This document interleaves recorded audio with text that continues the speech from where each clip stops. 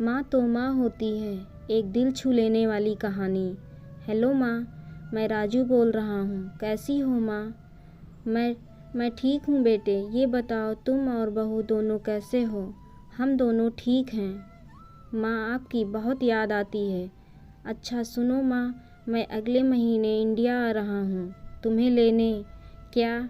हाँ माँ, अब हम सब साथ ही रहेंगे। नीतू कह रही थी माँ जी को अमेरिका ले आओ, वहाँ अकेली बहुत परेशान हो रही होंगी। हेलो माँ, सुन रही हो माँ? हाँ हाँ बेटे। बूढ़ी आँखों से खुशी की आंसू धारा बह निकली। बेटे और बहू का प्यार नस नस में दौड़ने लगा।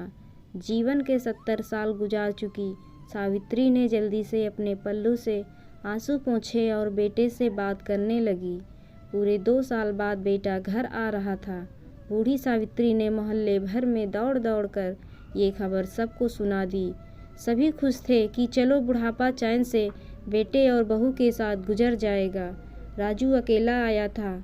उसने कहा कि माँ, हमें जल्दी ही वापस जाना है, इसलिए जो भी रुपया पैसा किसी से लेना है वो लेकर रख लो, और तब तक मैं किसी प्रॉपर्टी डीलर से मकान की बात करता हूँ। मकान? माँ ने पूछा। हाँ माँ, अब ये मकान बेचना पड़ेगा, वरना कौन इसकी देखभाल करेगा? हम सब तो अब अमेरिका में ही रहेंगे। बूढ़ी आंखों ने मकान के कोने कोने को ऐसे निहारा जैसे किसी अबोध बच्चे को सहला रही हो। आनन फानन और औने पौने दाम में राजू ने मकान बेच दिया। सावित्री देवी ने वो ज़रूरी सामान समेटा जिससे उनको बहुत ज़्यादा लगाव था। राजू टैक्सी मंगवा चुका था। एयरपोर्ट पहुंचकर राजू ने कहा, माँ तुम यहाँ बैठो, मैं अंदर जाकर सामान की जांच और बोर्डिंग का और वीज़ा का काम निपटा लेता हूँ। ठीक है बेटे। सावित्री देवी वहीं पास की बेंच पर बैठ गई। काफ़ी समय बीत चुका था। बाहर बैठी सावित्री देवी बार बार उस दरवाजे की तरफ देख रही थी जिसमें राजू गया था, लेकिन अभी तक बाहर नहीं आया। शायद अंदर बहुत भीड़ होगी सोचकर बूढ़ी आंखें फिर से टकटकी लगाए देखने लगती। अंधेरा हो चुका था। एयरपोर्ट के बाहर गहमागमी कम हो चुकी थी। माँ जी किससे मिलना है? एक कर्मचारी ने वृद्धा से पूछा। मेरा बेटा अंदर गया था टिकट लेने, वो मुझे अमेरिका लेकर जा रहा है, सावित्री देवी ने घबरा कर कहा। लेकिन अंदर तो कोई पैसेंजर नहीं है। अमेरिका जाने वाली फ़्लाइट तो दोपहर में ही चली गई। क्या नाम था आपके बेटे का? कर्मचारी ने सवाल किया। राजू। सावित्री के चेहरे पे चिंता की लकीरें उभर आई। कर्मचारी अंदर गया और कुछ देर बाद बाहर आकर बोला, माँ जी, आपका बेटा राजू तो अमेरिका जाने वाली फ़्लाइट से कब का जा चुका। क्या? वृद्धा की आंखों से आंसुओं का सैलाब फूट पड़ा।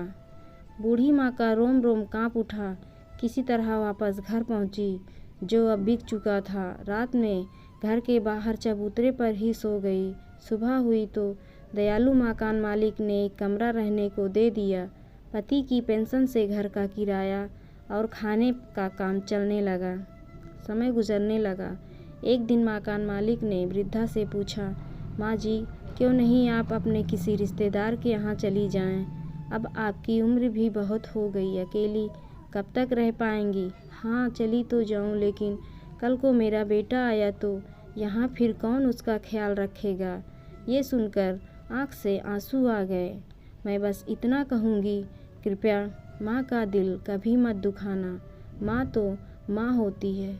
वीडियो पसंद आई हो तो लाइक करिए और चैनल को सब्सक्राइब करना ना भूलें।